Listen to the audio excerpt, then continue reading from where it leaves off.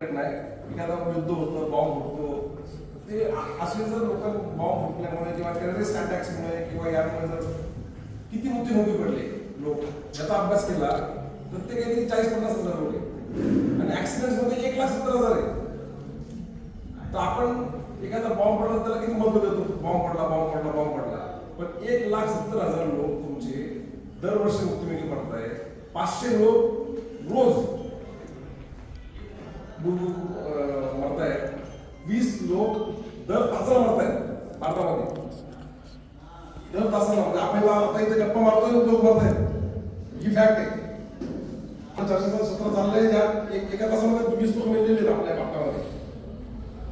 तर या गोष्टीचा आपण सिरियसनेस केव्हा घेणार, या गोष्टीला गांभीर्याने केव्हा घेणार, हे प्रमाण हे जागतिक लेवलला आपण पहिल्या क्रमांकावर आहे.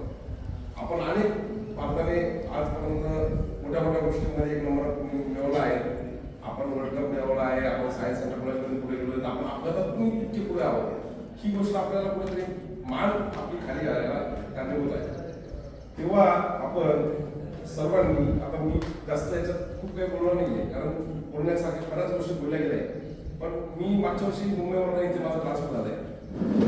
मी नांदेडमध्ये येऊन 1 महिना झाला, पण त्या 1 महिन्यामध्ये मला जी दिसलेली परिस्थिती आहे ती फारशी समाधानकारक नाही आहे.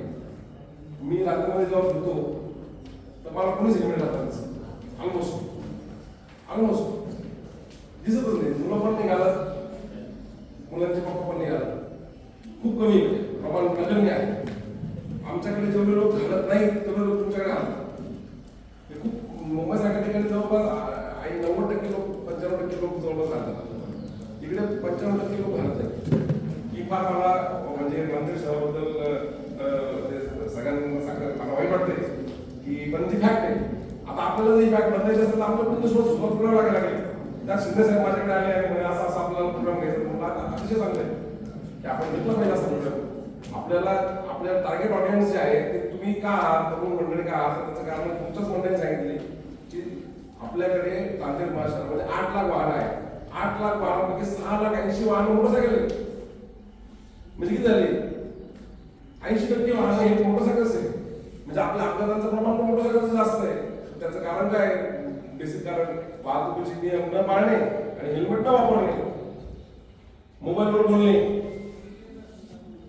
या सगळ्या बेसिक कारण आहे. बाकी काय कारण नाहीये. वाहतुकीचे नियम न पाळ, मोबाईलवर म्हणजे मुलांनी जर मुलं फिरतात मोबाईलवर बोलताना दिसत तर काय एवढं अडलेलं असतं, काय एवढं वेळ महत्वाचं काम असतं की तुमचा जीव जातोय तुम्ही मोबाईलवर बोलताय.